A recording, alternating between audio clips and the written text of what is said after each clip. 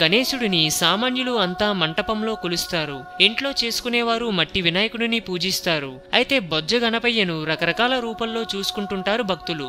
అందుకే వివిధ అలంకరణలో వివిధ భంగిమల్లో గణేశుణ్ణి తయారు చేసుకుని పూజించడం ఆనవాయితీ.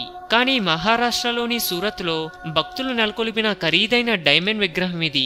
దీని విలువ 600 కోట్ల రూపాయలు.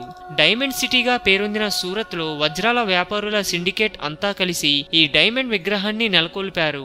వజ్రాల వ్యాపారులు డైమండ్ గణేశుణ్ణి వినాయక చవితి సందర్భంగా 9 రోజులు భక్తి శ్రద్ధలతో పూజించారు. అయితే చివరికి ఈ విగ్రహాన్ని నిమజ్జనం మాత్రం చేయరు. ఎందుకంటే వజ్రాల వినాయక స్వామి కదా.